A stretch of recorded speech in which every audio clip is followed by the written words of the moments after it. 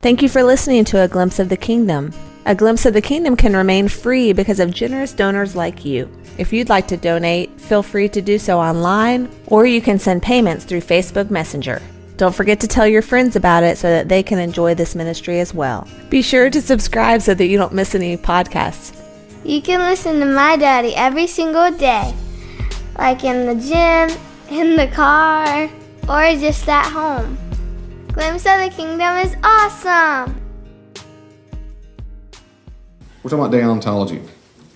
Just to remind you, we're talking about morality. That rings the bell.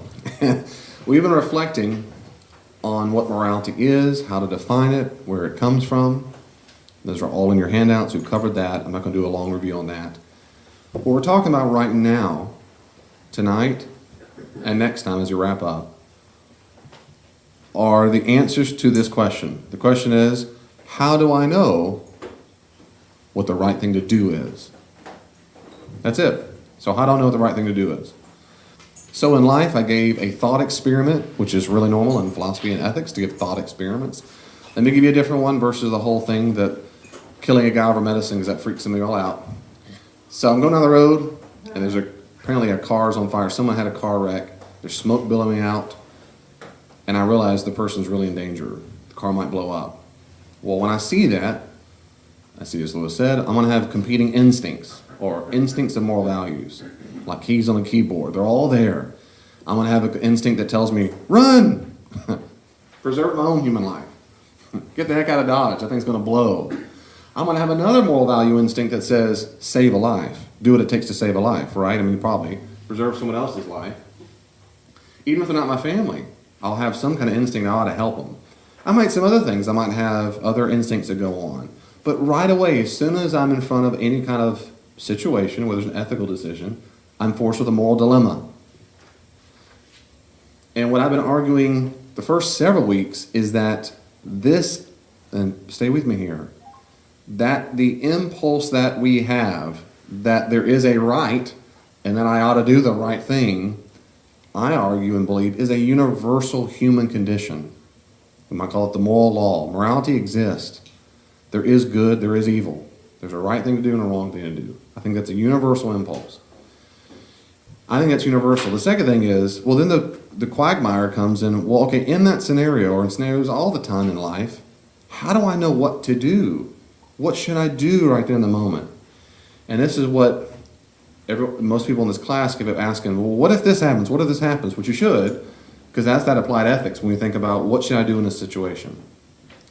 Well, then I've answered over and over and over, probably to your fatigue, it depends on which ethical system you're adopting. And there's three biggies: deontology,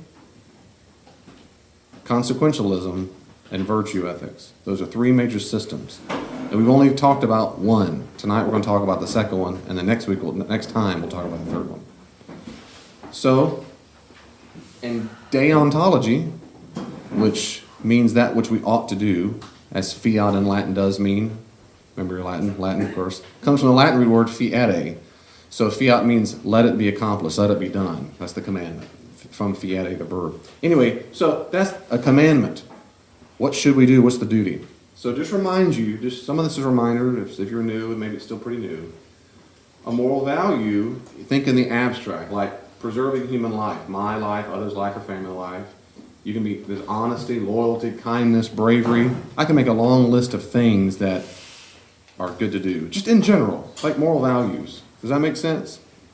Tell me if not. It's okay. There's really genuine, no dumb questions.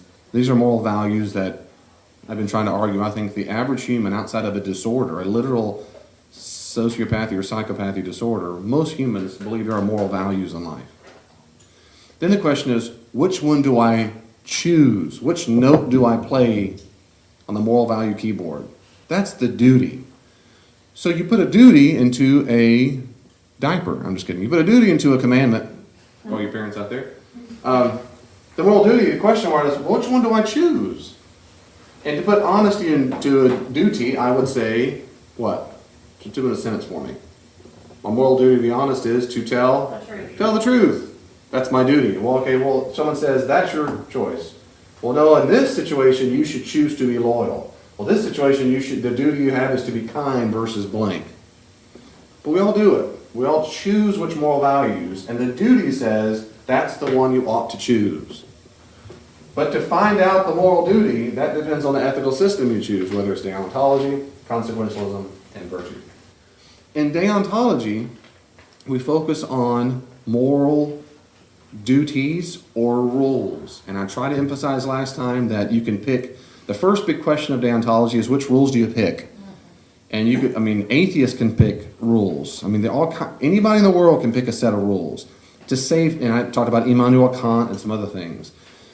To save time, since I'm going to assume a lot of us here are Christians, most Christians go to the Bible for rules. I'm going to come back there in a second. But the first thing is you say which rules. Two is you say, now how do I apply them? Now let me pause there, be very dramatic, one more time. In deontology, the moral duty is not based on the outcome. That's consequentialism. It's not based on how it forms your character. That's virtue ethics. In deontology, the moral duty is chosen by how you weight the values, how you prioritize them. That's how you choose. Because a deontologist would say the values themselves are intrinsically good or bad, and some are intrinsically right or wrong, which ones you should choose more than other ones.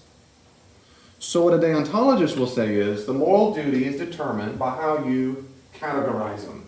You rank them, or they call it the weight of the rules, the weight of them. And rules, don't think they're legalist. I'm saying this again. Well, they just want to earn salvation. No, it's about how to make moral choices. And in general, most deontologists categorize moral values. You can make a list 20, 30, 40 of them, I don't know. And then Chelsea says, well, I want to rank them in order. Which ones are the most important? The ones that, are there any values I will never break? Even if they killed me, I would never break it. The never break rules, they call those absolute rules. The rules that are really, really, really important, and you don't break them hardly ever unless you just happen to have a moral value that beats it. That's prima facie, at face value. Most people, I think, stay in this category if you're a good person. A lot of moral values are good. The rule of thumb means, yeah, in general it's good to do, but it's not nearly as important as the other ones. It's almost always at the bottom of the list. Well, David, how would a person choose which category to put them in? Well, as a human being, you get to choose that. A deontologist would say, probably they would say is, it depends on the rules you choose. But remember, I gave you a list. Here are the 4 things most people choose. Absolute, you never break, right? In prima facie, at first face value, you say you only choose one that beats the absolute or beats another one when there are better reasons for the other choice, and it can be defended publicly. It's a last resort. We should seek the action that least violates the principles being overridden, and usually you feel guilty when you broke it, and you have to apologize. So it's a big deal to choose one or the other one. So it doesn't matter the consequence in deontology at all. What matters is how you categorize your moral values, and that's how you choose in the moment. So, for example,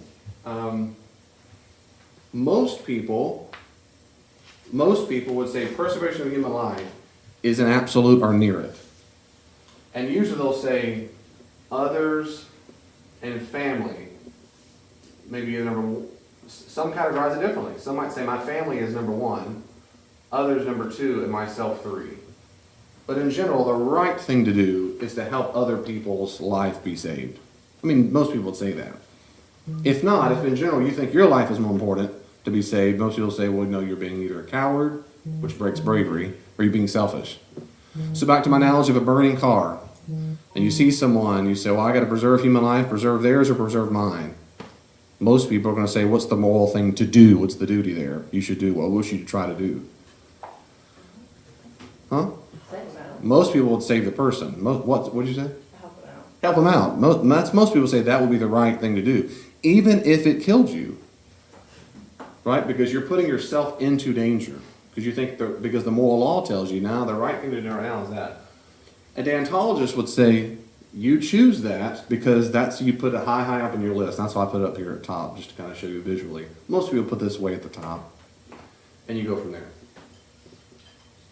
And I gave some examples, like in Judaism, the 3 absolute rules they are, you do not, and you can put this in the positive, like be honest, or you can put in the negative, do not lie. Does that make sense? I can say tell the truth or do not lie. It's the same moral value. In Judaism, the 3 absolutes are you do not murder, preserve human life. You do not murder. You do not commit idolatry, which is a form of being disloyal to God. And then you do not commit incest. Those are absolute, which means they would die before they did those things. And then there's a bunch of prima facies. In the Bible, a lot of people like to use the Bible, and I have a lot of things I'm going to say about that the last time we meet to give you some real, I think very helpful tips on that. But let's look just for a moment. I changed the way my mind how I want to do this. Let's look at some examples of rules in the Bible. So let's turn very quickly to Exodus chapter 20. Second book of your Bible. If you have the Bible app, you'll be there really soon. Exodus chapter 20, verse 13. This should sound a little familiar because I just preached on it. Exodus 20, 13 through 17. Exodus 20, 13, 17. This is one of the instances of the 10 Commandments. You shall not what? Murder. And it's murder, not just kill. The Hebrew is specific. It can be used for kill, but it means murder. You shall not commit adultery. You shall not steal. And don't bear false witness. Don't covet your neighbor's house and their donkeys and all that kind of good stuff. Their Fuzzy's tacos. Because I do covet their salsa and their tacos. These are duties. Do not. You shall not means don't do it. Those are prohibitions, moral duties, obligations. These are right up the alley of a deontologist. So you can be a deontologist, and I say, number one, which rules do you choose? And I'm just being hypothetical. Teresa might say, my rules, my moral values or duties come from the 10 Commandments. And I would say, great. Well, how do you, go ahead.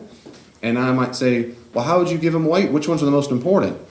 And you might say, I think 10 Commandments are all absolute. That is, you're going to kill me before I commit murder, before I commit adultery, before I steal, you see what I'm saying? Those would be absolute rules. You might say, no, these are all prima facie. These are really important, but they're not absolute. I mean, sometimes I would steal. Sometimes I might murder. Sometimes I might bear false witness. Sometimes I might steal that Fuzzy Tacos. I mean, sometimes it might happen. But in general, I won't do that. It's prima facie. But you get to choose. Other people go to Leviticus 19:18. And here's another, and this is all through the Bible. I'm just giving you some really popular ones. These are the popular. You know Leviticus 19. You might not know that you know it, but if you're a Christian, you've probably heard this before. You shall not take vengeance or even bear a grudge against any of your people, but you shall love your neighbor as yourself. I am Yahweh. So, love people. Jesus said that, but Jesus didn't just say love your Jewish neighbor. He meant anybody who comes in who's in need. Let's go to the New Testament. Speaking of Jesus, go to Matthew chapter 5. In Matthew chapter 5, Jesus has what we typically call the Sermon on the Mount. It's a collection of various lessons and sermons that Jesus gave, probably at various times, put together with Matthew. He talks about how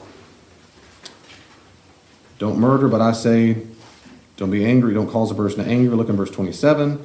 I know you've heard it said it was old, do not commit adultery, but I say anyone who looks at a woman with lust has committed adultery in his heart. So these are rules. Do not do it. Look in verse 38. Well, I'm just skipping ahead very quickly. Look in verse 38. You've heard that it said an eye for an eye and tooth for a tooth, but I say to you, don't resist an evildoer. If anyone strikes you on the cheek, turn the also. And he goes on for a while. So the moral duty would be you do not enact vengeance, ever. I go down to Romans 13:8 to 10. I can go on for a long time. So if you were a deontologist, you'd read the Bible, and listen here, every time there is a do not, or do this, one could establish a moral duty or rule. Every time it says don't do this or do this, you could establish a rule. And some people do that way. Some people live that way. I do that, actually, and I'll tell you why later on. It's not my first thing I do, but I care about it. I care about moral duty. I care about rules. I care about them from the Bible because I see the Scripture as a chief authority for belief and practice in a Christian's life.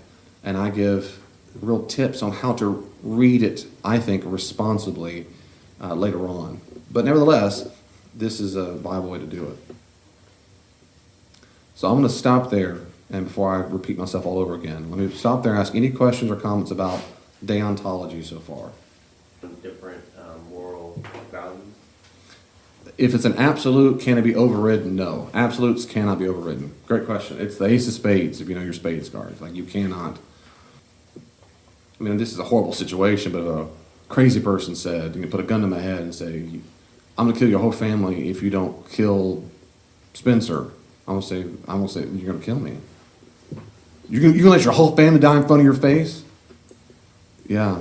And I'll see him after side, and you'll be punished by God for this, but I'm not going to kill him. I won't murder. Won't do it. It's an absolute rule. Well, I'll kill you, and then to save him. Okay, kill me easily. Sure. That preserves my family's life and others' life. Sure, I'll do that. Yeah, absolutely. As C.S. Lewis said, there are many things worth dying for. Very few things worth living for. And I think this is one of the very things that's worth dying for. And that's not even a hard decision for me. I mean, how many parents go, well, let me think for a second. Kill my kids or me? They're going to say, sure. Immediately. That's an absolute. I won't kill them. And I will have to work hard not to hate you the rest of my life because you killed them. But I'm not going to do it. So that's an idea of an absolute. Or you better go rape so-and-so, or I'm going to kill your whole family and eat them. I'm not going to do it. I'm not going to do it. You'll be liable to judgment for that, but I'm not doing that. Those are absolutes in my book. And I think they're absolutes. Well, you didn't ask me all that. I won't keep talking about myself. Good. This is good. How many of you did last time what I suggested, which is to start thinking about how you would weight your rules? Did you ever actually think about during the week? You might actually make a list. I said it'd be cool if you made a list of your various values or duties.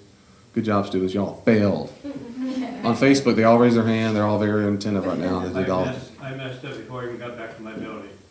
Well, sometimes it's interesting to think about. I would encourage you Christians and even non to say, what do I really value? What really are? Do I have any absolutes?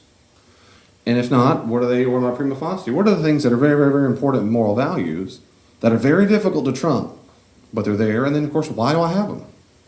Why? If you're a Christian, I would suggest that your moral values and duties should chiefly come from the life and teaching and ministry of Jesus. That is, what he taught should be way up on the list. And I'll give you more guidelines later on. And I don't think it's always perfectly clear what to do all the time. But I do think we can make up our mind. And I just gave you some examples of my own life. And my mind is made up. I'm not going to do a murder. I'm not going to give up my faith. I'm not going to do it. So you can think ahead of time before. These are horrible examples of torture and killing and murder, but what about things like helping your neighbor and so forth? Well, it's a rule. Jesus says, love your enemy. Pray for those. Pray for those who persecute you. Bless them. Do not curse. That's a rule. Jesus said, pray for your enemies, which means that's way up on the list. Are there times I should pray against them? The answer in my mind is no. It's an absolute rule. We should always pray for our enemies. There's never a time we should enact vengeance. And why do I think that? Because every time Jesus talked about anger or vengeance, every single time he said, don't do it. And every single time he said, pray for them. And then the guy I called my boss died on the cross for me instead of killing everybody who opposed him. So to me, it's an absolute rule. You absolutely pray for your enemies. You bless them. You do not curse them. You do not seek vengeance. You don't get even. You don't spread gossip about them. You don't say a bunch of hateful things behind their back. You don't slander. You don't libel. Because that's not what Jesus wants us to do. So that's an absolute rule. I have several. But I get that. I think I get it from Jesus, and I think I'm right to make it as an absolute. There's never any gray ground on certain things for Jesus. They're just absolute. Doesn't mean I always want to do it, and I'll talk a lot about that later, because I don't always want to do it, which is why I follow the rule. But I'll talk later. I'm going to move on if there's nothing else there. Any questions or comments? Okay, the second thing is called consequentialist ethics, or teleological. Telos means end or result. And so, don't forget the big picture for a second. Someone comes and says, Roxana, how do I know what my moral duty is? Which one should I choose? She said, well, it depends on your ethical system. If you're a deontologist, you're looking for rules. If you're a consequentialist, you focus on the, of course, consequence. Or that's a little more popular way of saying it versus teleological approach. consequentialist. The most popular form of consequentialism, well, I'll talk about that in a second, but consequentialist ethicists maintain that actions are not inherently moral or immoral, but their consequences are moral or immoral. A consequentialist says this: the end justifies the means. That is a consequentialist ethic, or teleological ethic. There are different kinds of consequentialists, but the most common, well-known, everybody talks about consequentialist ethic is called utilitarianism. It's the most common one. Actions which produce the most good for the most amount of people are good, and those that which produce the least amount of good are bad. They produce the most amount of utility. That's why it's called utilitarianism. That's kind of weird. Good is that which brings pleasure, happiness, or benefit, or the prevention of pain and suffering. That's usually how they define what helps good. It brings pleasure, happiness, or benefit, or it prevents pain or suffering. Utilitarians argue that we have an extensive negative responsibility. That is, the consequences of our acting or not acting are moral, and we are held responsible for both acting and non-acting. Where a deontologist says we don't have a high negative responsibility. They say, yes, you do. So, for example, back to that scary analogy of someone said, I'm going to kill your family unless you murder Spencer. I'm saying, I'm not going to murder Spencer. A deontologist says, high five. You didn't break your absolute rule because you said you're never going to murder. You did the right thing. You did the right, your moral duty was to preserve life, and you weren't going to do it, so you high five, you held your absolute rule. You don't have a negative responsibility, which is what you should have done as a consequence. Nope, because you obeyed your top rule. Consequentialist says, if you didn't murder someone and your whole family died because you didn't murder them, you're to blame. You did the wrong thing.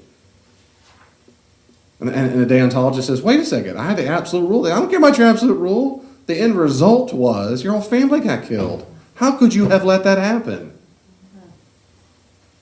You have a negative responsibility, very, very high negative. How could you have let that happen? The end justifies the means. So you should have murdered. I mean, it's not the best. Murder's not what we want to do, but you would have preserved human life. On the other hand, of course you should have done that. And they're always going to argue that. They're always looking for the consequence, the end result. Now, the benefits of utilitarianism is that it is intuitive. It makes sense in daily life. Like not eating dessert is a greater good in being healthy. That is, I choose not to eat all those donuts because it has the consequence that I can live later. I eat more protein because it has a result that. We do that in normal routines of life all the time. Most people do. I mean, most people, ideally. We don't do things, and it's intuitive. 2, it seems natural that we would want the majority to be happy for the greater good of the world. Most people go, yeah, that makes sense. I want the most amount of people to have a better life. That makes sense. And C, it seems egalitarian, where everyone is completely equally valuable and treated the same. No one person outweighs others.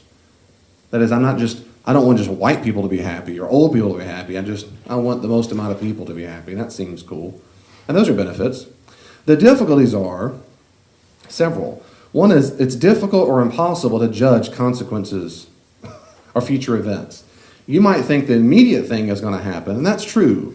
But in the long term, on every single moral choice, that's just impossible.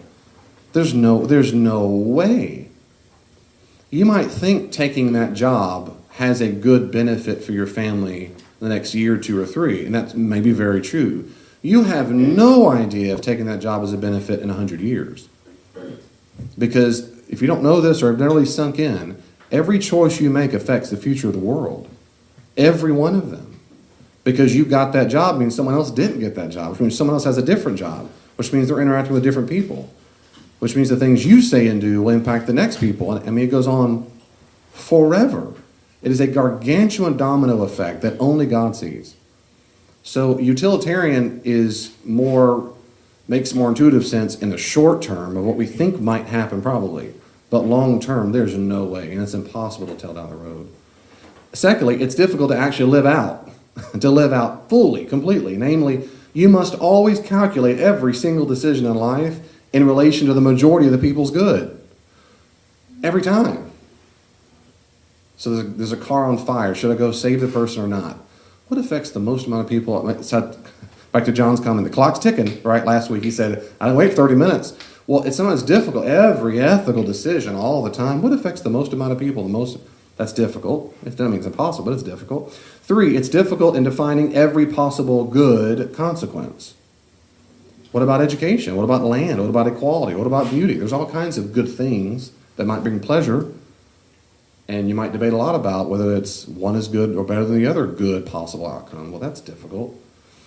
A 4th thing is all good consequences are not easy to weigh. What's the greater good, environmentalism or economic growth when we're drilling for oil? They're both good. They're both good, and they both help a lot of people. One, you get to breathe more. One, you get to make it and have all kinds of things when it comes to drilling for oil. Think how much oil and rubber and all kinds of stuff that's made, tires and military and on and on.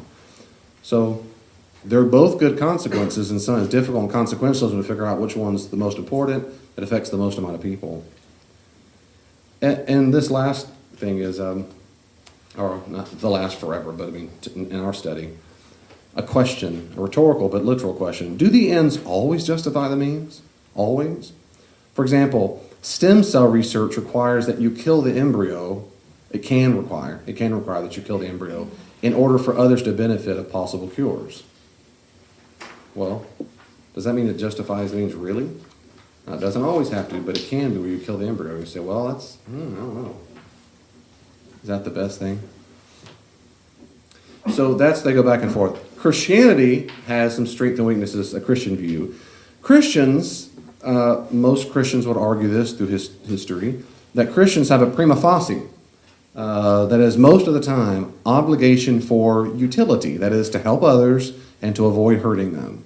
It's kind of like a doctor, do no harm. Most Christians would agree with that. That's the Christian worldview, that by default, if I had a setting on my switches of my internal heart and mind, my default setting is help others, help them succeed, help them be successful, and don't hurt them. But there might be other times when God's will overrides utility. So look at some strengths and some weaknesses, and then we're going to look at some biblical examples. Some strengths of utilitarianism from a Christian perspective. Well, it presupposes a world that is predictable to some degree because God has made things with cause and effect. It does presuppose a proper understanding of the world. What you and I do does matter. It matters. We'll look at some examples later, but when Jesus says, whoever causes one of these little ones to sin, it is better for him to have a millstone tucked around his neck and thrown into the sea. Whoever causes one is, and that verb is Greek, it is causes, the one who causes someone to stumble or to sin. What we do has an effect. And so the strength of utilitarianism is that it takes that seriously, is that there are consequences to our behavior. Secondly, it emphasizes the well-being of others, which keeps us accountable not to be selfish. That's a good thing. We're thinking about the greater good all the time. When I do the marriage retreat, and when I do marriage counseling, I do premarital counseling, I always teach them the principle that we have to move from with them to with who. What's in it for me to what's in it for us. And a healthy marriages focus on what's in it for us before they ask what's in it for me. And that's how it is in the Christian life. Well, utilitarianism makes us focus on the well-being of others, and that's a good thing. That's a Christian thing. Third, it does emphasize egalitarianism. It doesn't show favoritism to those who are rich or more educated. It's just the most amount of people. Y'all out there. And yeah, I said y'all. It's the strength of y'allness. From Southern. All right, letter B, weaknesses of utilitarianism.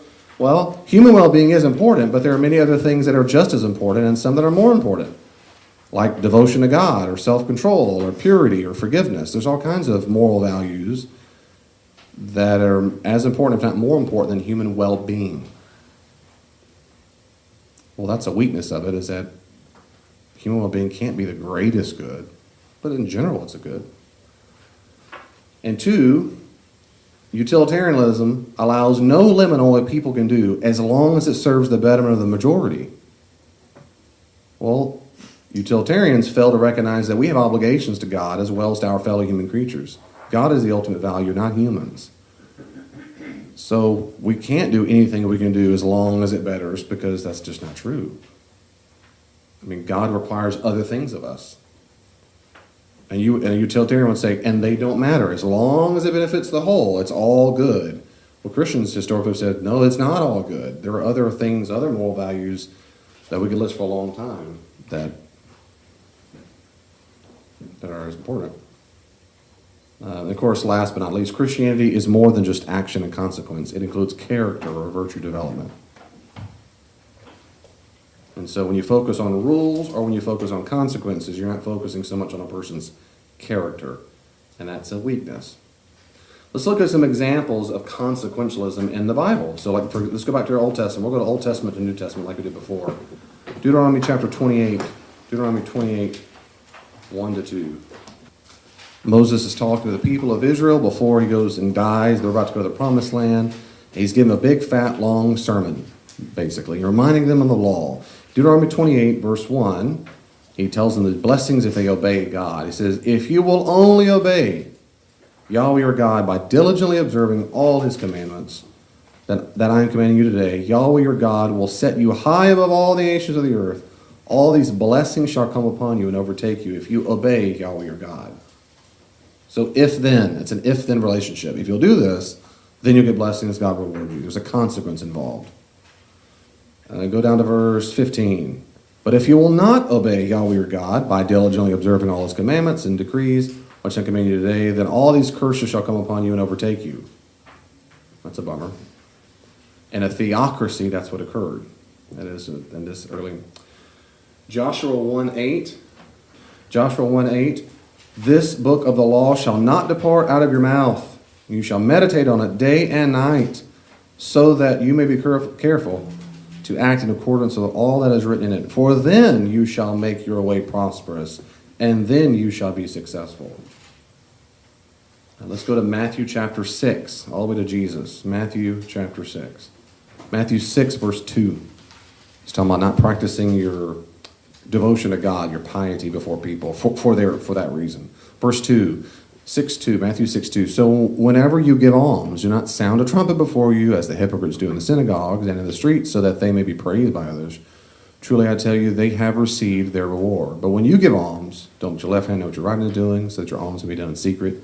And your Father who sees in secret will reward you. Look down to verse 5. And whenever you pray, don't be like the hypocrites who love to stand in the streets and da-da-da-da.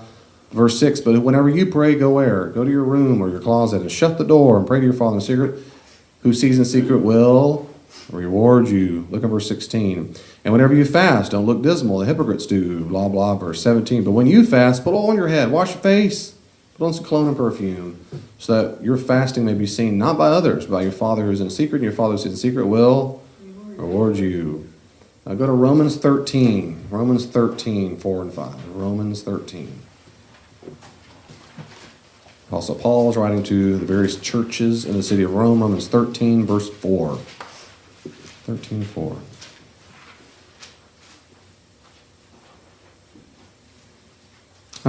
Actually, the end of verse 3, that's fine, I guess. Then do what is good, and you will receive its approval, for it is God's servant for your good. But if you do what is wrong, you should be afraid, for the authority does not bear the sword in vain. It is a servant of God to execute wrath on the wrongdoer. Therefore be subject to the blah, blah, blah, blah. The point is, he goes on for a while there about you make sure you obey basically the tax collector. I go on for a long time. I listed several other things. 2 Timothy 4:8, James 1:12, Ephesians 6:8, Revelation 2:10, on and on and on. Every single time there's a result or consequence given as a motivation. That's a kind of consequentialist ethic. Do the right thing because, now that's not the same as utilitarianism, because utilitarianism always argues that the consequence helps the most amount of people. You can be consequentialist and just think there's a consequence that comes out and I'm focusing on that, even if it's just for me. Utilitarianism says it's the most amount of people. That's under the same umbrella. Let me stop and pause. No, one more time. Big picture. We're asking, how do I know what my moral duty is? I'm a deontologist. I have a bunch of values and I weight them and I pick and choose that way. If I'm a consequentialist, I ask, what is the effect of my choice? What's going to happen in my choice? And most consequentialists are utilitarians, and they say, what affects the most amount of people? What brings them pleasure or goodwill and helps them and serves them? That's how I'll know to pick and choose which one helps the most amount of people. And that's why I'll choose which moral value. Yeah, whatever. No, I'm just kidding. Good. No, really, anything you repeat? Again, just real world questions. I mean, if I go up and say, what's the right thing to do in this situation? If you say, I don't know, what benefits the most amount of people? That's a consequentialist approach. Should I take that job or not? I don't know. What benefits the most amount of people? What brings the most amount of pleasure for a lot of people? Well, I could get a bigger paycheck or blah, blah, blah. But I got to know my family and I miss all my friends and it causes turmoil and it's demoralizing. Well, then what one down the road even further, what over the time impacts your family the most? Well, I don't know that much. Short term, I guess paying more bills is cool, but at the same time, all this is a big deal too. And so that's a consequentialist thought of what's the effect? What's the effect? Great. Do you have to be utilitarian if you're a consequentialist? No, you don't. Good question, though. In fact, the biblical examples I gave most of the time aren't utilitarian. Most of the time not, but they can be. It's more, God's going to reward you. He's going to fulfill his part of the covenant. You're going to be blessed. And they have no problem with being, there's a consequence, a good thing. It's not the only motivation, but it is a motivation throughout the Bible. Sometimes it is because it affects the people of Israel or, things like that. Good question. Is following a commandment a moral thing? Is following a commandment a moral thing? Mm-hmm. Well, like the So if a person says, go start my car, I'll give you $5, but it says, sure, is that a moral issue or is it not? That's a good question. My response is, to me, it's like you're asking, is every choice a moral choice? If that's what you're implying, the answer is no, every choice is not immoral. Some choices are amoral. Some people say amoral, but it's not immoral. The opposite of it, amoral means morally neutral. Like if I choose a pen or a pencil, that is an amoral issue. If I choose to take your $5 or not, it's not a moral issue. well, going back to your examples, like Good. So when I read the Bible, well, the examples and the biblical examples are those moral choices. I hear my response is those are moral choices if we think the biblical commandments are authoritative for us. If we think they're authoritative for us, then we think they're moral duties to follow them somehow. Even if you don't think they're authoritative for us, then the question is, did the ancient Israelites think it was a moral duty to do what God said? Surely they did. That it was a moral duty to obey God. And so in that sense, everything he told them was a moral choice. I mean, they wanted to follow him. And then sometimes the speakers will say, and if you do, it's going to be good for you. You'll get blessings. But if you don't, that's typical covenant language. And then when Jesus says the same thing, don't do it like that, but instead do it like this. As a Christian, I feel very much that I have the moral duty to obey him because he's my master. So that's why it's a moral issue immediately, whether or not I obey him or not. so how about if you're a legalist? If I'm a legalist? Yeah, because a lot of times when we do things. Right, so is it legalism just to follow a moral duty even when we don't want to do it? Let me say a few things about that, if I can. I might say a little about, repeat some of this the next time we meet. To be real clear, let's be real clear though, legalism doesn't mean following rules. Legalism biblically means the idea that, the belief that, if I obey God's commandments, it gains favor from him. It somehow saves me. It gives me a relationship with him that I would not have had I not followed the rules. It's like Elaine saying, I will be married to you if you obey my commandments. But the second you don't, take the ring off. And that is opposed all of the time in the Bible, Old and New Testament, by the way. The Israelites never thought they were earning their salvation, as far as we can tell. And Christians never thought that. So in that sense, it's not legalism to follow the rules. And for the exact reason you just said, which is it depends on my motivation. So that's a different issue. What about the times, for example, I'm a deontologist oftentimes, and the reason why I want to follow the rules is because I want to obey Jesus, who gave himself for me and loves me and has changed my life. I want to do it, much like I want to make my wife happy. I want to serve her, not every second, nor do I want to serve Jesus every second. But in general, I love her, and so therefore I want to serve her. And wanting to do it because I love him doesn't mean I'm trying to earn something from him. So in that sense, it's not legalist at all. But what about when I don't want to do it, even though I love Jesus, but I don't want to love my enemy or pray for those who persecute me? Well, then, should I still follow the rule? Well, that's up to you, but a deontologist would say, and I would say, yes, you should. Why should I still pray for my enemy even when I don't want to? Because Jesus commanded it. That is to say, because I understand him as Lord, as boss, he has given me a moral duty that I must fulfill. I'm not fulfilling it to earn salvation. That's a motivation of legalism.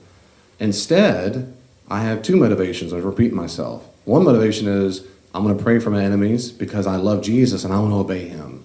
The other is I'm just going to obey him because of my boss. And I see no problem with either one. Neither one are legalism. So if you go back to the Old Testament, and That's a great question about the Old Testament. Asking what an ancient Jew thought is impossible. But in general, Jews did seem to have both. And I could give you multiple examples, particularly in Deuteronomy. It loves to talk, what we call the Deuteronomistic historian, the person or people who edited certain parts of Genesis, Exodus, Leviticus, Numbers, and Deuteronomy, 1 and 2 Kings, 1 and 2 Chronicles.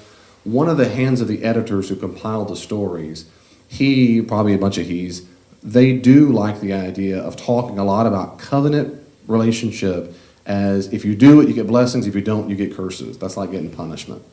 They like to talk that way.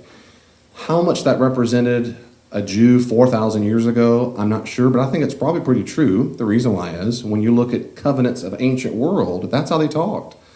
They did believe that the gods stayed in covenant on a conditional way. Having said that, what's so striking is that Yahweh in the Old Testament and all the texts speak so much about how he's not conditional. He has a right to be conditional. Like all the pagan gods were conditional. Yahweh will say it, but he says, but you're my chosen, I'm not giving up on you. Like Hosea 11. What am I going to do with you? I should just forget you, but I can't. I should just divorce you, but I'm not going to.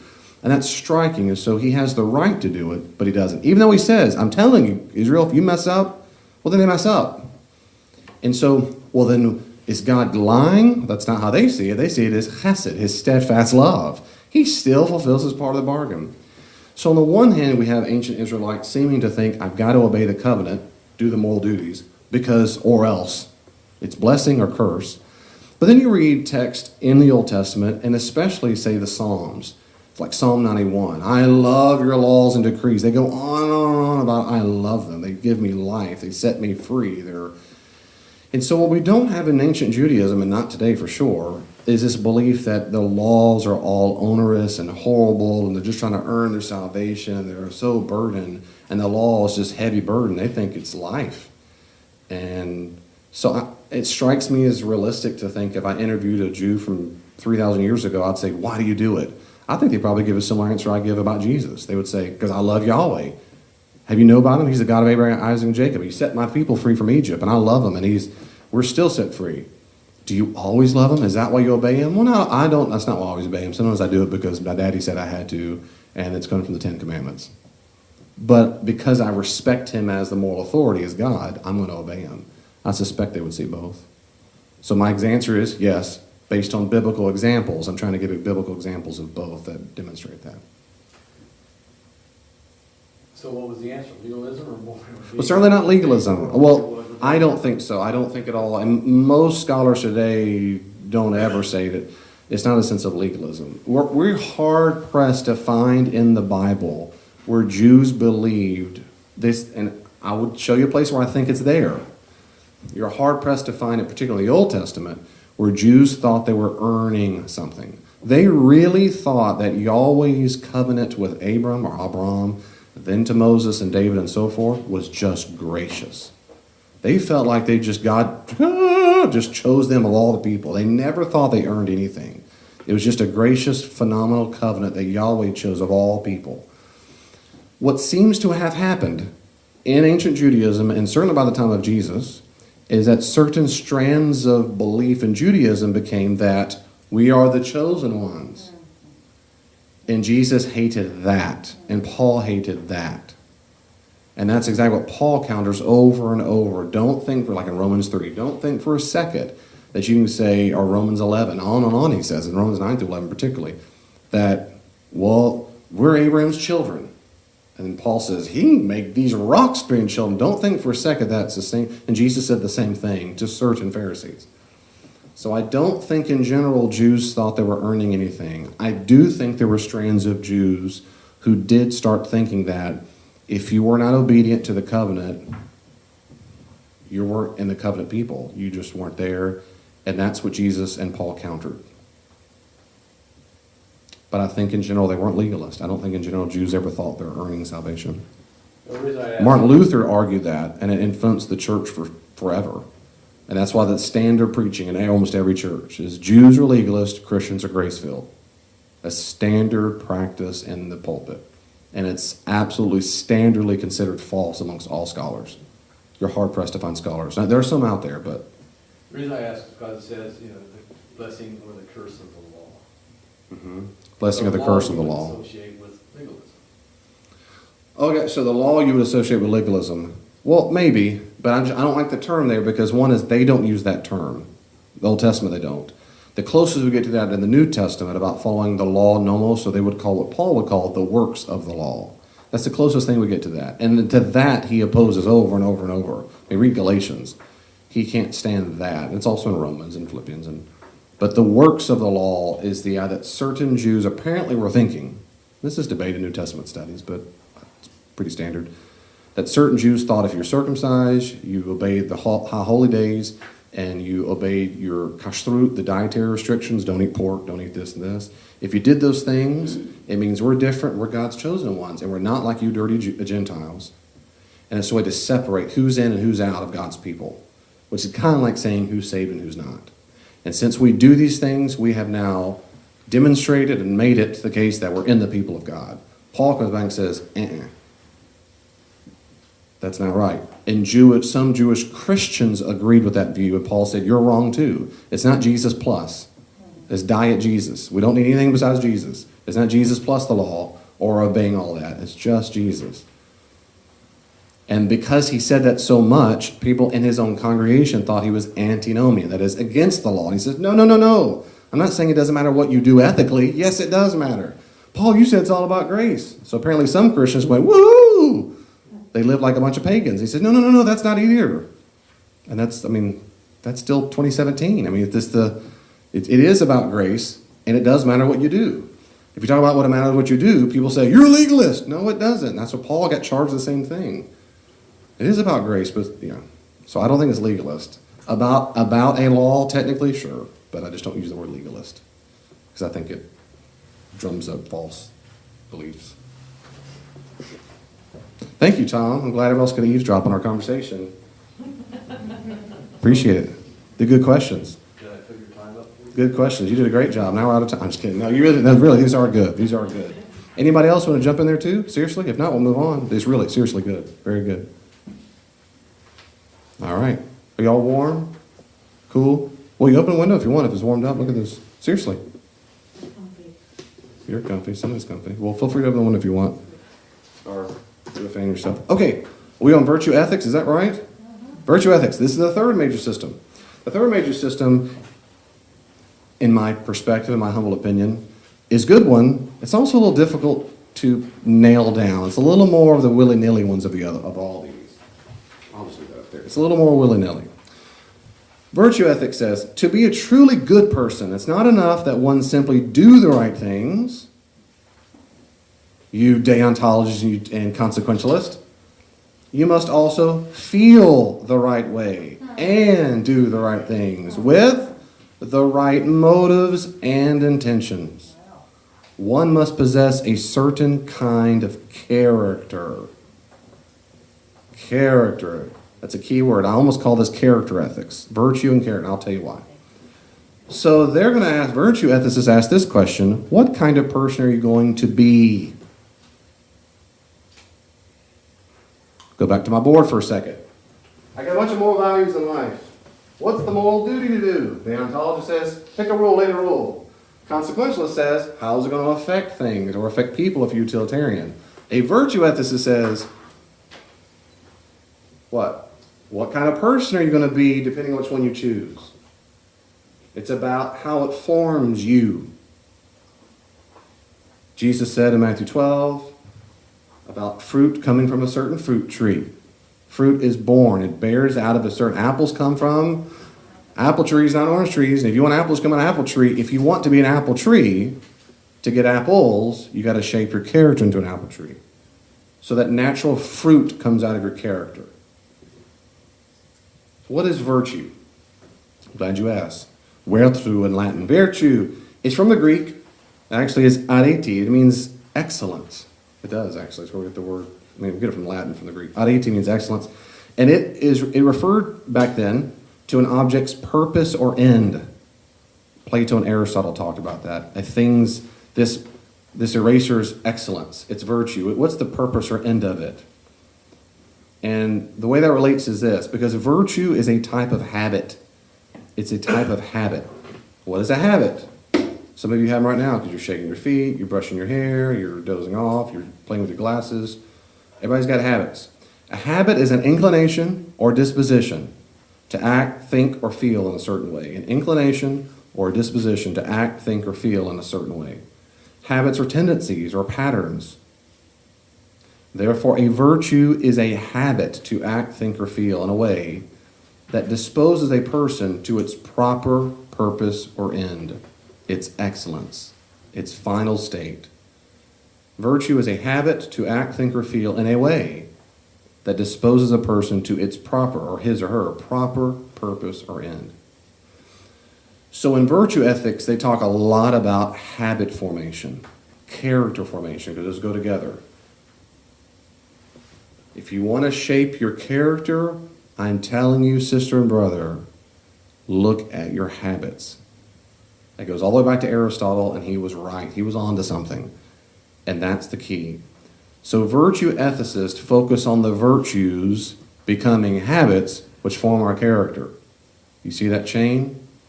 Virtues becomes our habit, becomes our character. And it becomes our character, it's easier the next time to perform that virtue, which it becomes an ingrained habit more, which shapes our character. Over and over and over it goes. I mean, everybody knows that. The first time you lie, it's a little bit easier to lie the next time. A little bit the next time, the next time, the next time. When they teach boys and girls, well, I don't know if they even teach them anymore. I was taught a long time ago when boys and girls got together in physical things. I remember a guy named James Dobson talking about this. Every time you have a physical interaction with a boy or girl, back then it was just the opposite sex or gender, and then they would say, whatever it is you do on that date, the very next time you get together, guess what you're probably going to do as soon as you meet them? The exact same thing you're doing when you left off. That is, it's easier to do what you're doing before. So if you hold hands with them, the next time you see them, the first thing you're going to try to do, you're going to hold hands again. You're past that. Then you go to level 2. Then the second base, and third. Before you know it, the next time, what happens is it becomes easier to do it the next time. And that's exactly what virtue ethicists argue about our character. I want to say more about that in a second. So that's what virtue is. It's a type of habit. Elements of virtue ethics theory. Virtue ethics focus on the whole person, not just particular actions. So instead of just looking at our moral duty, as those deontologists and consequentialists do, they're looking at the person. Instead of discussing good and bad acts, virtue theorists discuss what makes a good or bad person, a person of virtue or vice. So the goal is moral formation, not whether it helps the most amount of people, not following a rule, but moral formation in my character. That's the goal. That's what they're going to say. And what constitutes good depends on a person's beliefs or their cosmology, their place in the world. If you believe in the Christian narrative, then certain virtues will exist in your value system that non-Christians don't believe are virtuous, like humility. Not every other belief system or pagan believes that humility is a virtue. Christians sure do. Christians believe that self-sacrifice is a chief virtue. Being a virtuous person means you give up, you deny yourself. Christians believe a chief virtue is serving other people. A chief Christian virtue is nonviolence, and on it goes. So it depends on your particular worldview. Letter B, virtue ethics places actions within the history of the person. Virtue ethicists, they fuss at those deontologists and utilitarians because they say, you make the human condition absent from moral questions. Should one go to war? Should one have an abortion? They say only humans make moral decisions. Humans have a type of character and a long history of decision making, like abortions for non-Roman Catholics and for Roman Catholics, or eating meat for vegetarians or non-vegetarians. People have a long history, so you're just focusing on one act, and you are ignoring the long history of a person and what they've been through. And they fuss at them for that. They also say, when you do something good, we might say, I can't imagine doing anything else. That's what a virtue is. That's the history of a person. It's like saying, I'm so proud you did that. How did you do that? Well, I can't imagine doing anything else. I helped that person. Well, I'm just a helpful person. Why did you hurt that person? I can't imagine doing anything else. I'm just so mean. There are people I think are convinced that way. That's all they do. Some people don't like to hear this. Some people are just punks. Some people are rude. Some of them are mean. Some people are jerks. Some people are completely self-centered. Some people get a lot of pleasure in hurting other people. Some people get pleasure in causing harm. And that's their character. They just can't imagine doing anything else. Some are the exact opposite. They love serving and helping and being a blessing. Just want to be a blessing. Well, that's a virtue ethicist, they would say is. That's what they were talking about.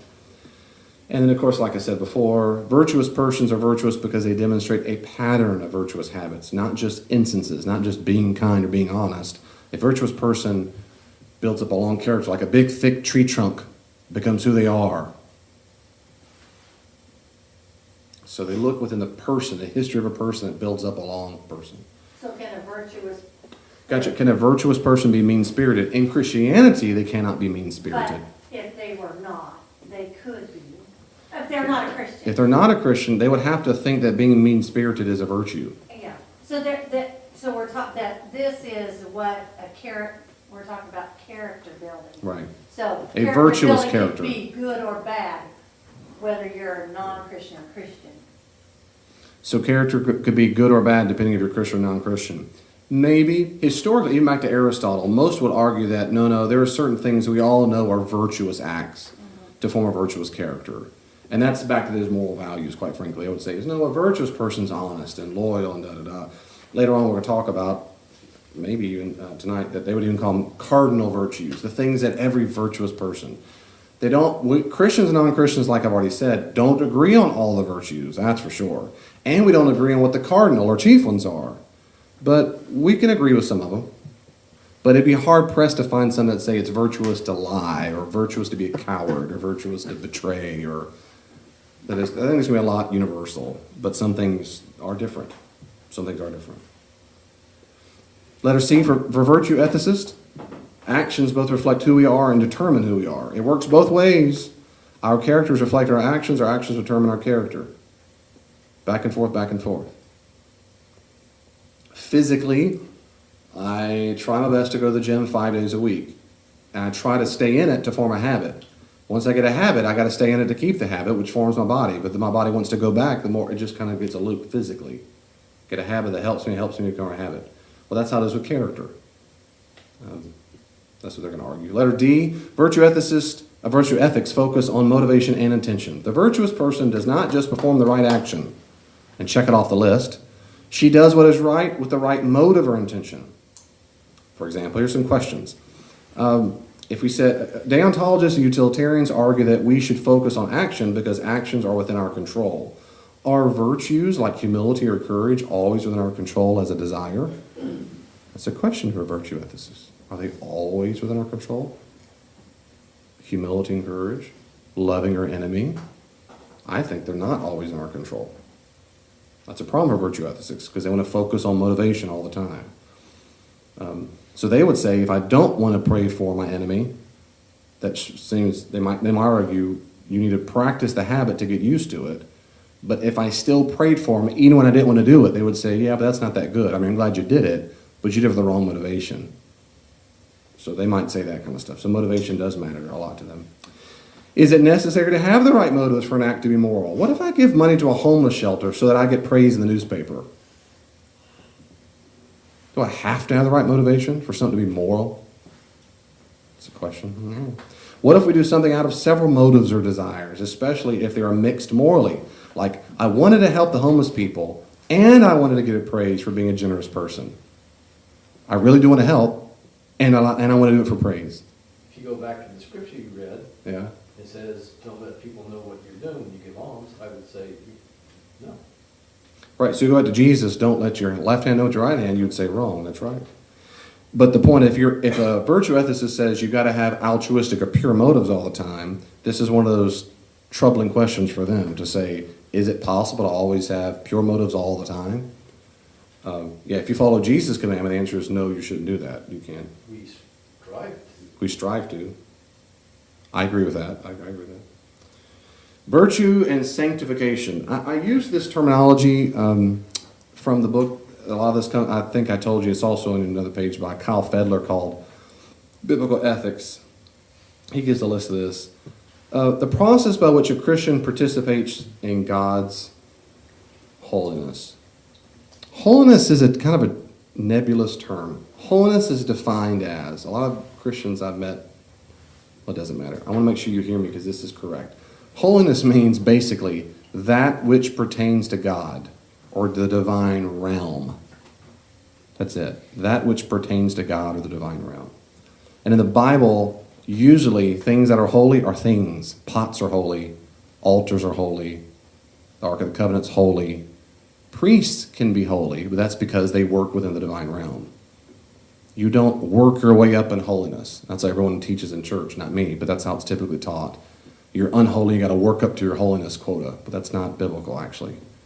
Holiness means you act like God. You're in God's realm. So sanctification, or this from the Latin sanctus, for holy or set aside, is like saying you're a holification. That is, there are certain things that, Chelsea, you and I can do in our habits that are just like God, that make us look like Him and act like Him. These are various virtues, and I give the whole list on purpose because I didn't want you to spend a lot of time. I don't want to repeat this and you have to write it down over and over. Like humility or meekness. Let me pause for a second and explain these, if I could do that. Is that okay? Are you with me so far? So these are various virtues in the New Testament. And these are all New Testament to keep it real simple versus, just keep it simple. Humility means to have a disposition of a lower social status, socially inferior. Now, in the ancient world, that's a big deal. Today in America, maybe not so much. But they use the word humble for slaves and servants. Children were humble. Slaves were humble. They behaved in a way assuming they were lower in social status than anybody else. And for Christians to claim this as a virtue is bizarre. The research I've done in both Greek and Roman literature, they absolutely frowned upon that. They said, do not be humble. You don't want to have the disposition of a slave because it's a slave, for crying out loud. And that's exactly the number one word Paul likes to use for himself. I'm a doulos. I'm a slave, a servant for Christ Jesus.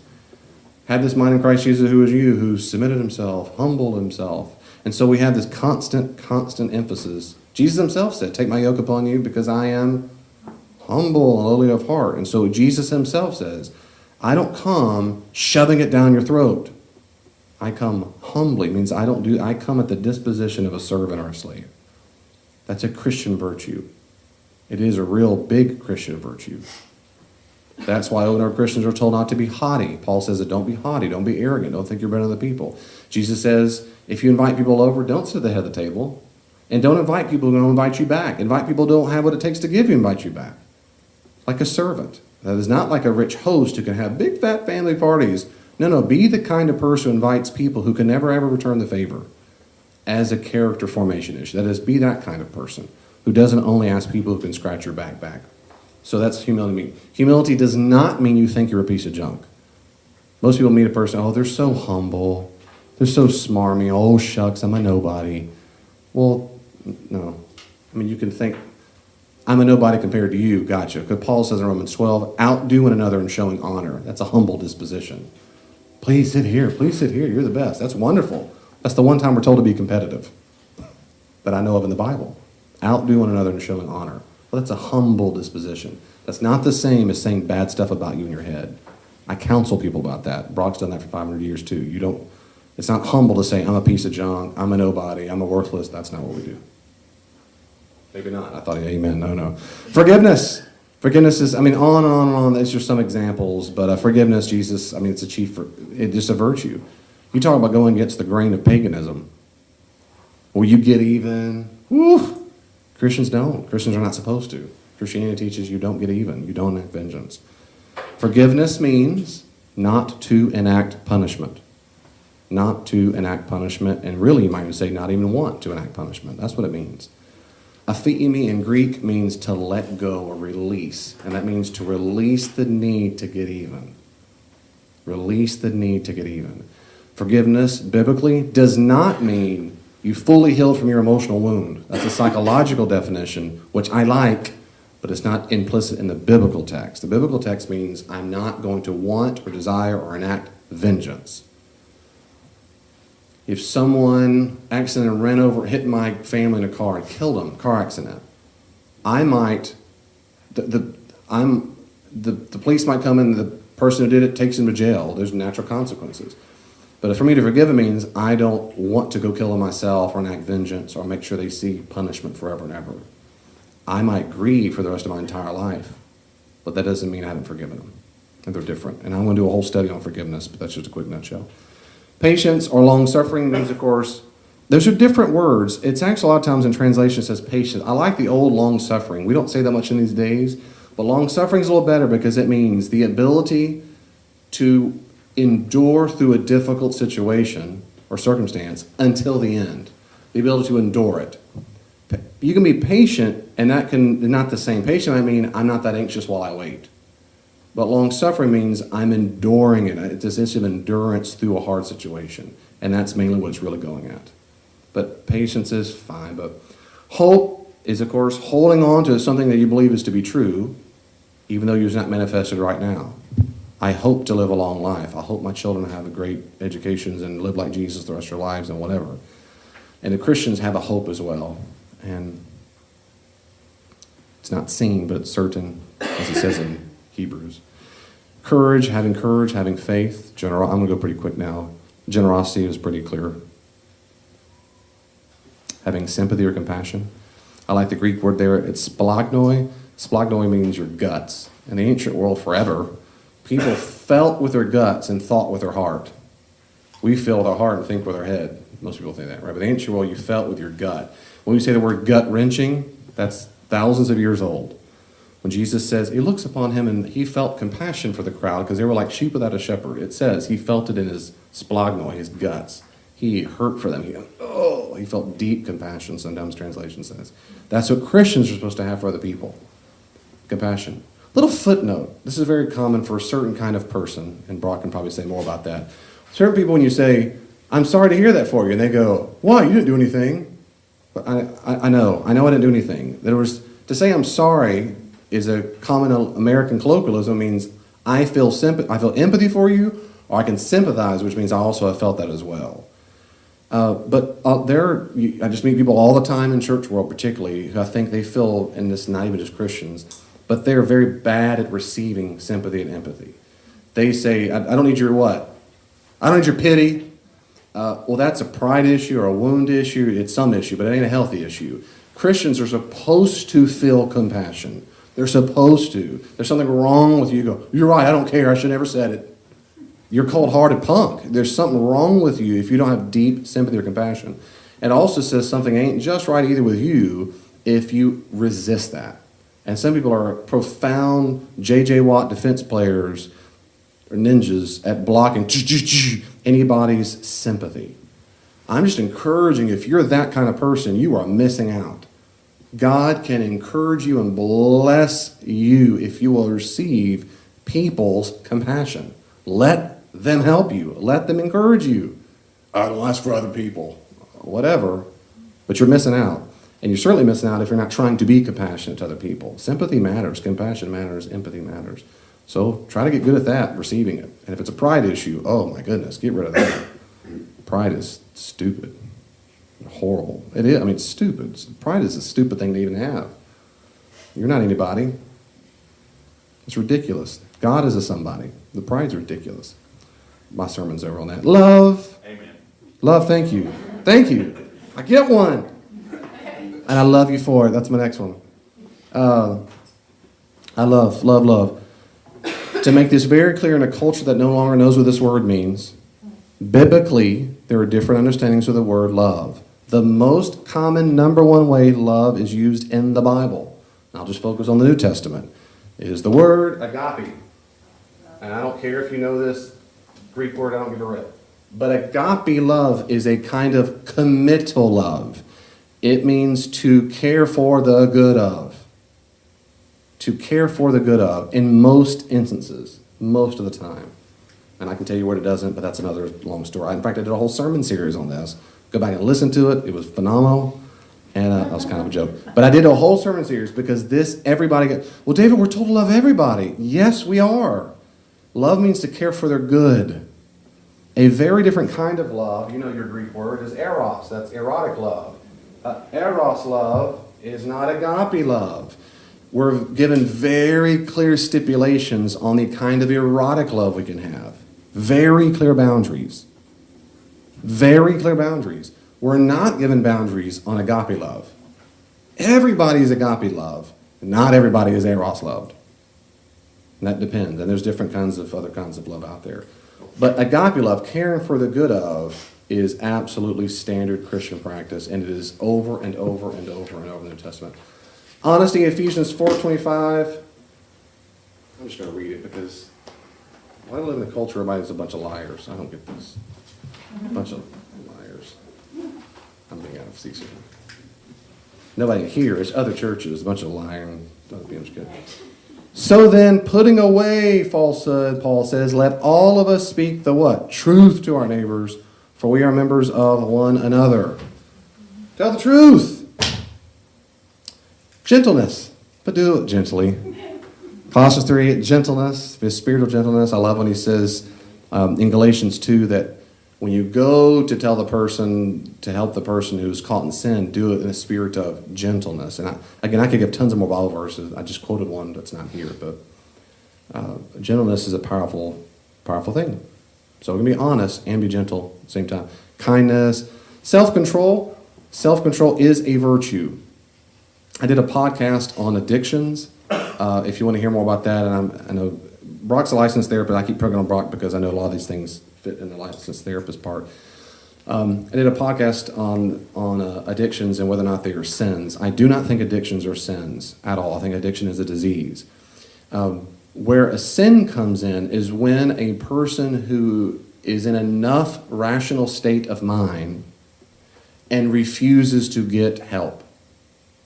They choose the addiction over the help. That's when a person is choosing not to have self-control. Now, and I say this in the podcast, about 30, 40 minutes, so I nuance all this, nuance it. It's not always so perfectly clean. I'm fully aware, even when a strong addicts are lucid, there's still a little bit of that drug calling out to them, and I get it. But in general, what's issues is self-control, and I think those are different.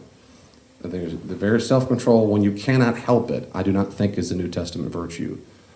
If you have a disorder where you randomly scream out cuss words, when you cannot control it, well, you're sinning, you don't have self-control, that's a different issue. It's not people who are victimized. And I do think that when a person's an addict, they are, in large part, a victim, which is why they need to get treatment. And victims aren't sinners, not sinning when they're victims. That's not my biblical view of it. Joy in the morning. Joy means basically being very happy. I'll do a sermon series next year on that. Joy is, I've done so many studies, I've just changed my mind on this issue. Tom, can you believe it? No. Yeah, well, I do. And I know, I do really have a lot. Because I used to say joy is a state of mind, and I used to say all that, and then I just read the Bible, and amazing. It's not. In the Bible, people are joyful when there's something over which to be joyful. Joyful news, joyful outcome, joyful something. They're happy. But they're not happy all the time. They're not joyful all the time. But Paul always gives them reasons, and Jesus and others, reasons to be joyful. So it's not that we have to maintain a constant state of, yay, joy. No one lives that way. You could, I guess. You might need a psych ward. Most people don't live that way all the time. But Christians can and should focus on the things that give us joy. See the difference? They're very, very different. We can focus on worry and trying to control and vengeance and blah. Or we can focus on letting things go and being releasing and grateful, and that brings us joy. We can go on for more, but these are some key ones. Let me say this last little bit, and we'll do Bible, and then we'll be done. In the ancient world, there are cardinal virtues: wisdom, courage, justice, and temperance, or self-control. Those are the biggies. Aristotle, Seneca, Marcus Aurelius. Did I put those on your, yeah. Ancient world. Plato, Aristotle, Seneca, Marcus Aurelius, these are ancient Greek and Roman philosophers.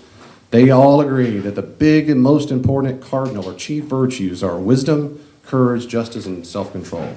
I think these are good things, but in Christianity, that's not the top. But it was in all the literature. In Christianity, there are big three that are used throughout the New Testament as the top big dogs. I think they're safe to say these are three Christian cardinal virtues. Paul says it succinctly in 1 Corinthians 13:13. And these are the three, and you know them: faith, or you might say trust, intellectual assent, and emotional psychological belief. That's both and. I trust my wife because she's trustworthy because I know her. It's not a blind faith. I trust her. I have faith in her because I know her. That's what it is with Christianity. I trust Jesus because I know enough of him that he's to be trusted. That's a chief virtue. And you say, well, that's just crazy for Jesus. It's not crazy for my wife. I want her to trust me. I want her to have faith in me. That's a bedrock foundation of our marriage. If we don't have that, it's a very weak marriage indeed. So it's like with Christianity. It's a chief virtue to believe in Jesus. 2, hope. Hope, trusting what we know to be true, regardless of our changing emotions. It's kind of what Lewis said of faith. And of course, 3rd, not least, is love. He said the greatest of these is love. Love, hope, faith. There's all kinds of other key things we could talk about in the New Testament, and I listed several already. We could talk about forgiveness more, talk about humility more, we could talk about joy more, all kinds of them. We could talk a lot. Just for time, let's focus on the New Testament this time. Let's look in Matthew chapter 5, go back to the Sermon on the Mount, just for giggles. Matthew 5:14. 5:14.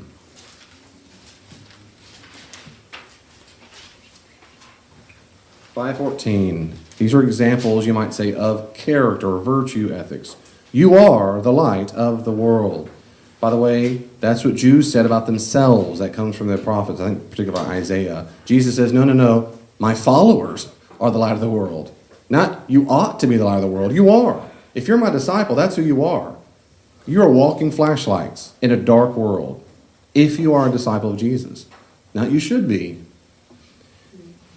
A city built on a hill cannot be hid. In other words, instead of saying, we sure ought to light our shine, it can't be hid. It ain't going to happen. By the way, that's why they get persecuted. Because you can't be hidden.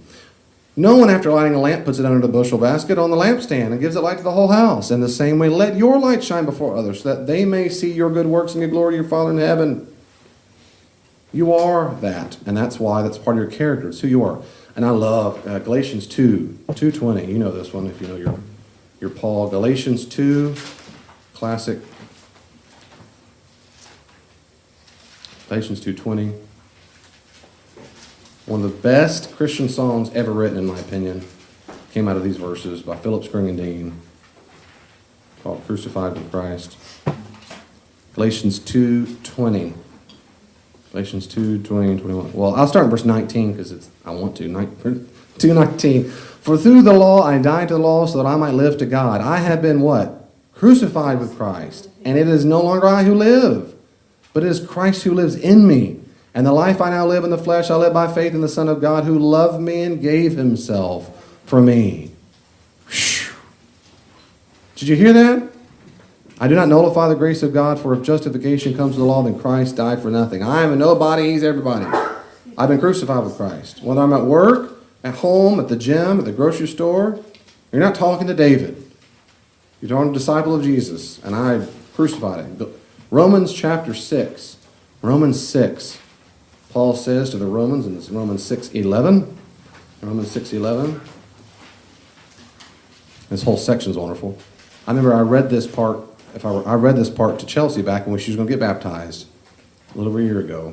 We were talking about the point of baptism. Romans 6:11 and following. We'll start verse 11. It says, "So you must also consider yourselves" what?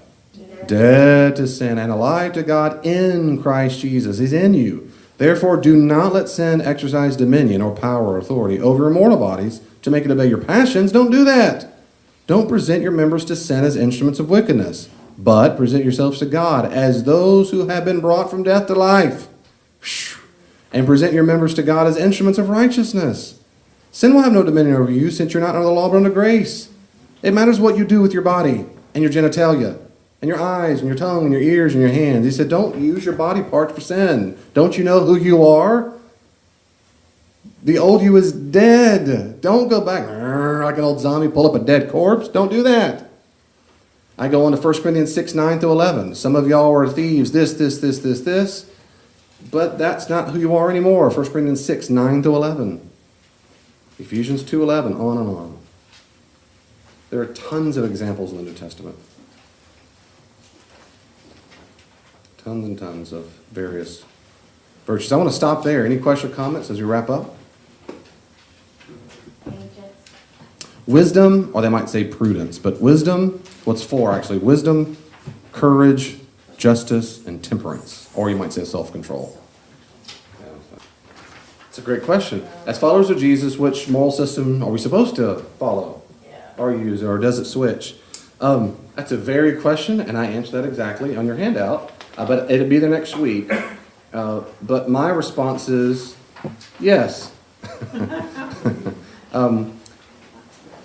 That it's in Roman number 3, bullet point 3, but we'll talk about this next time as well. Biblical authors can switch their ethical system they choose. And I'm going to look up Ephesians later on. All three are biblical. Now, I put systems in quotation marks because at no time would Jesus or Paul or James or John say, "No, I'm going to virtue ethics. No, I'm a day on top." Right. It's not. It's our putting onto the system. But still, to help us bring clarity, all three, as I've been trying to demonstrate, they're all biblical. So which one should we choose? Honestly, the Bible doesn't tell us which one we should choose. I think, and I'll say this next time as well, my opinion is, and many Christian ethicists argue this too, that if there is one main one that Christians should use the most, it's virtue ethics. What forms the character? And I say that too, and a close second for me, but a close one is deontology. I think consequentialist is last, on purpose. My problem with that, though I very much believe what I just said, my problem with that is virtue ethics, in my opinion, give me a better moral reasoning for my motivation than it does my moral duty. Deontologists give me a better things for my moral duty, in my opinion. Virtue ethicists tell me why I should want to do what I do. In my whole, they might disagree with me, but that's fine. Because even as a virtue ethicist, I'm still going to say, okay, I want to inculcate my character. And I do want to kill, oh my goodness, and I'll say this later on. I've crucified with Christ, His Holy Spirit. I want to do what the Holy Spirit wants me to do, period. Most of the time. But I don't want it all the time because I still sin sometimes. I still don't want to do. But on my good days and my good moments, good hours, I want to do what He wants to do. I don't have a Christian character. Great. Then my next question is, what does that mean? What's the virtue I'm picking up? Well, as soon as I do that, I'm listing moral values, which is fine, but I'm saying which one inculcates the most character in me. And I don't think that always answers the question in the moment. For example, my burning car analogy or scenario. The car's burning and you're out there burning the car, and my instinct says, run! I've got a family to take care of. Another says, help her. In character ethics, I might say, they might make an argument that I shouldn't help you. I should do what I can, but do what I can to preserve my life because it helps form my character to serve, but at the same time, I don't want to. But at the same time, someone else saying, you better go help even if you die. And if you don't, you're wrong. The virtue ethicist might say, but yeah, if you end yourself, there's no more character to have. Others might say, no, it is good for your character when you die. But, they just go, that's... So I think virtue ethics helps me the most when it comes to motivation. And in my opinion, and deontology helps the most on the duty. But they go close together, in my opinion. And John brought this up last time. He said we should always do, I'm paraphrasing, but we should always do what's most like Christ, and we should ask his opinion, and we should pray for it. Absolutely. And I said, we'll talk about it next time. Well, it is next time now. I completely agree with John that I think the Christian response should be, in general, genuinely, what forms my character, my habit formation, to inculcate Jesus' very character. What do I got to do to be like him? Whatever it is, I'm going to do that. And I'll say this later. And then when that's not so clear, I go to deontology. When that's not so clear, I go to consequentialist. That's what I do. It doesn't have to be what you do, because they're all biblical. I mean, we can go to more. Okay, so if the virtue ethics Yes. is a progression, virtue, habit, character. It's the Yeah, a process. virtue is a kind of habit that forms our character. But could the moral values, if we followed, if we went east, If we tried to do them all the time, can they, back to the question, can these moral values turn into habits? Yes. And by the way, it drives me a little crazy in ethics because they don't always use the same terms. yeah, They don't. I prefer to call moral values, virtues, the same thing. okay. Same thing. So if I choose, like, being loyal is a Christian virtue, I would argue, versus being a betrayer or disloyal, backbiting, whatever, that'd be disloyalty. Well, so should I be loyal or disloyal? I should be loyal because it's the right thing to do, because also I need to do it all the time as often as I can to form that kind of character where it's easier the next time to be loyal, the next time to be loyal. Yeah. So that's why for me, virtue ethics is give me a better idea of motivation more than it does which one I should choose. If that makes it, well, that makes sense to me. Seems like to me they're kind of, you could intertwine them. I think they're very To form intertwined. your character. Yeah. Is if you use the moral values to help shape your habits, Yes. then that develops your character. Yes. So It's the kinda cycle. like That's the you're circle. putting Yes. two different ones together. Yeah, except this is where Tom was getting a little confused last week too. What's blended together is that there are moral values, but that's common in all three. They're not blended together in that deontologists say it doesn't matter if it shapes your character. It is irrelevant. Yeah. It matters because they're intrinsically good or bad. Virtue ethicists say, no, they're not intrinsically good or bad. They're good and bad as much as they shape my character to be virtuous. Does that's the big distinction. Deontologists, I don't care if you have character or not. If you're loyal one time in your entire life, so what? You should have been loyal in that moment, depending on how you weighted the rule. Doesn't matter if it forms your character. Virtue ethicist says, yes, it does matter if it shapes my character. Consequentialist says, y'all are all crazy. All that matters is the Yeah, but they're all appealing to the same values. Again, its issue is which one should I choose and why. And so what overlaps is they all believe in moral values. At least that's what I've argued the first few weeks, is that we all believe in the same kind of moral values. The issue is the moral duties are where we start disagreeing. That's why I have ethical systems. Which one should I choose? But even if you're not clear on which one to choose, and I'll end on this, just to make sure it's as clear as I can be, even if we're not clear on which one to choose, we're still all clear that we ought to choose something. We all feel an impulse to do the right thing. And that's what the old people used to call the moral law. Something tells us you ought to do the right thing. We might disagree on what the right thing is, but we all feel that feeling of you ought to do the right thing. And that's different from saying, I just sneezed or I'm hungry. It's a sense of I ought. I ought. And that's real. David, values are all different. People disagree all the time. That demonstrates you feel oughtness because we want to do the right thing. And that's why we're passionate, because we feel a sense of, if it wasn't oughtness, no one gives a rip. It's just, you like chocolate ice cream, I do too. No one argues about that unless you're silly or being crazy. But we do get passionate about things we think are right and wrong because we think we ought to do the right thing. That's that moral law. And so what I'm saying is the reason why people pick and choose which oughtness they do, that depends on your moral system. And I ought to close us. Let me pray for us. Thank you, God, so much for loving us. Help us inculcate in our character everything, Jesus, that is of you. You are everything. You really are. You've saved us, set us free from our old selves. You gave us hope and purpose and love, and you are gentle and you're loyal. You're faithful. We thank you. For my sisters and brothers in Christ in this room who are discouraged, please encourage them. For those who need clarity, give them clarity and peace, please. For those who need wisdom, give them wisdom, please. Spirit, guide us. Help us have a wonderful Thanksgiving, and help us. Because God, sometimes being around family or friends at Thanksgiving meals, Christmas and so forth, can bring out the worst in us. Because family and friends aren't always the great influence. Help us be the light that we are and the salt of the earth that we are, in gentleness, not in condescending, haughty arrogance. But help us, Lord Jesus, be like you, and help us not let any kind of negativity or nonsense that family drama can cause get the best of us. Help us not give in kind. Help us not pay back vengeance for vengeance, but love. Really, just like you have loved us and never paid us back in kind, and still don't. Thank you. In your name we pray. Amen.